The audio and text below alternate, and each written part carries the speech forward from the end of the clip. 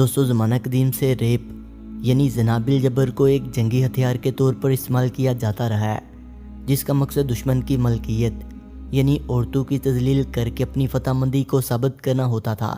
Rape کو تاریخ میں بطور جنگی ہتھیار کیسے استعمال کیا گیا ہے، اس کی ایک مثال ایران کے قاجار خاندان کے بادشاہ فتح علی شاہ قاجار کی ہے، جس نے کفتاز کے علاقے پر حملہ کر کے اس پر قبضہ کیا تو اس کے فوجیوں نے نہ صرف عورتوں کا ریپ کیا بلکہ ان کی دائیں رانوں میں سے ایک ران کاٹ کر انہیں زندگی بھر کے لیے پاج بھی کر دیا۔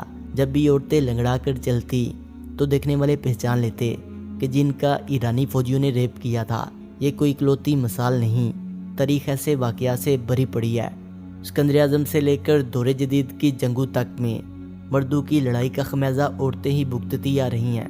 لیکن دوستو، تاریخ انسانی میں عورتوں پر ظلم و ستم اور وحشیانہ سلوک کی جو مثال جاپان نے دوسری جنگ عظیم میں قائم کی، وہ دنیا میں آج تک تنازعات کا سبب بنی ہوئی ہے۔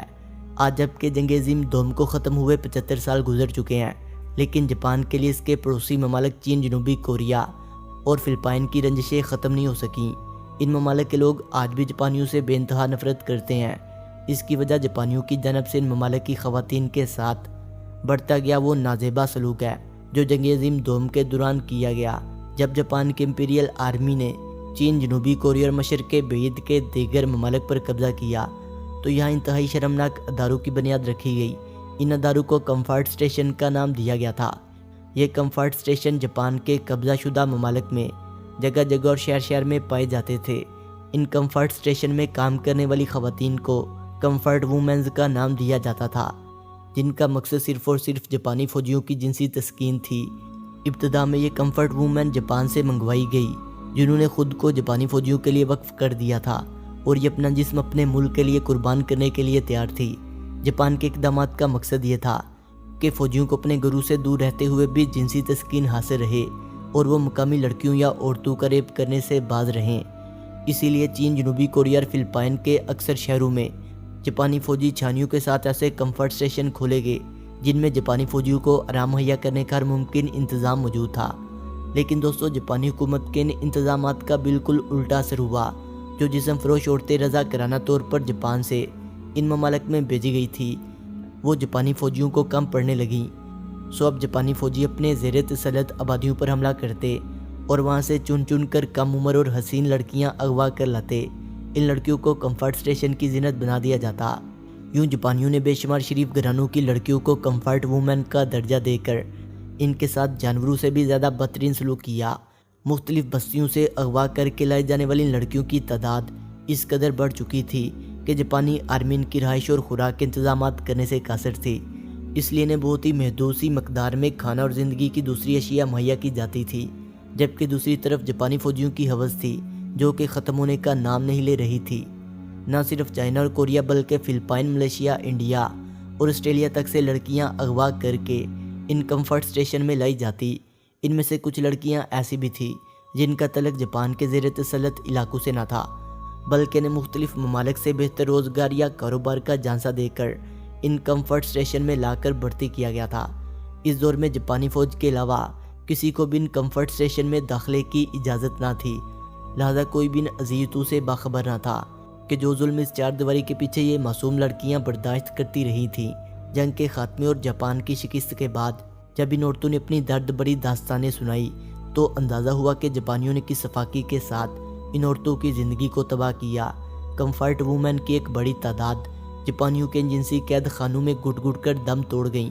کمفرٹ وومن کی تعداد میں بھی ان ممالک کے درمیان اختلاف پایا جاتا ہے۔ جاپان کا کہنا ہے کہ ان فوجیوں نے صرف 50,000 کمفرٹ وومن سے استفادہ حاصل کیا، جبکہ چین کے مطابق صرف اس کی سرزمین کی 3 لاکھ سے زیادہ لڑکیاں جاپان کے انکوبا خانوں کی نظر ہو گئیں، جن میں سے ایک بڑی تعداد جنگ عظیم کے دوران ہی جاپانی مظالم کے سبب دم توڑ گئیں۔ اس کے علاوہ جنوبی کوریا اور فلپائن بھی اپنی لاکھوں معصوم لڑکیوں کی زندگیاں تباہ کرنے کا ذمہ دار جاپان کو ہی سمجھتے ہیں۔ آج جنگ عظیم دوم کو ایک طویل عرصہ گزر چکا ہے، لیکن مشرق بعید کے ان تمام ممالک کے جاپان سے تعلقات بہتر نہیں ہو سکے، کیونکہ کمفرٹ وومن کا مسئلہ ہر دفعہ ان تعلقات کے بیچ میں آ جاتا ہے۔ کچھ عرصہ قبل جاپان نے جنوبی کوریا سے اس تنازع کا خاتمہ کرنے کے لیے 5 بچ جانے والی کمفرٹ وومن کو 1 ارب جاپانی کرنسی دینے کا اعلان کیا، لیکن اپنی عورتوں کی عزت اور زندگی کو پیسے میں تولنے کی بجائے جنوبی کوریا نے کوسان اور سیول میں واقع جاپانی سفارت خانوں کے باہر ایک کمفرٹ وومن کا مجسمہ نصب کیا، جبکہ دوسری طرف ایک جاپانی شخص کو اس کے ساتھ جھکتے ہوئے دکھایا گیا۔ دلچسپ بات یہ ہے کہ اس آدمی کی تصویر ہو بہو جاپانی وزیر اعظم سے ملتی ہے۔ دوستو، یہ مجسمے دو ممالک کے بہتر ہوئے تعلقات پر بری طرح اثر انداز ہوئے اور جاپان نے ان کے ہٹائے جانے تک اپنے سفیر کوریا سے واپس بلوا لیے، جبکہ دوسری طرف جاپان کے اپنے دوسرے پڑوسیوں جیسے چین، تائیوان اور فلپائن سے کچھ زیادہ اچھے تعلقات نہیں، جس کی وجہ صرف اور صرف جنگ عظیم دوم کے وقت جاپانی فوجیوں کی شفاقیت اور ان قوموں کی لاکھوں لڑکیوں کی زندگی نگل جانا ہے۔ آج دنیا میں گنتی کی چند کمفرٹ وومن باقی بچی ہیں، لیکن ان معاشروں میں جنگ عظیم دوم کے بعد زندہ بچ جانے والے ان کمفرٹ وومن کو جنگ میں لڑنے والے فوجیوں سے زیادہ عزت کا درجہ دیا جاتا ہے۔ کوریا کی بسوں میں ایک سیٹ ان کمفرٹ وومنز کے نام سے مختص کی جاتی ہے، جس پر کمفرٹ وومن کا مجسمہ نصب ہوتا ہے تاکہ ان کی آنے والی نسلیں اپنے آباء و اجداد پر ہونے والے مظالم سے آشنا رہیں۔ چین اور فلپائن میں بھی سڑکوں پر کمفرٹ وومن کے مجسمے نصب کیے گئے ہیں، ان کے نام سے فاؤنڈیشن اور عمارت بھی بنائی گئی ہیں۔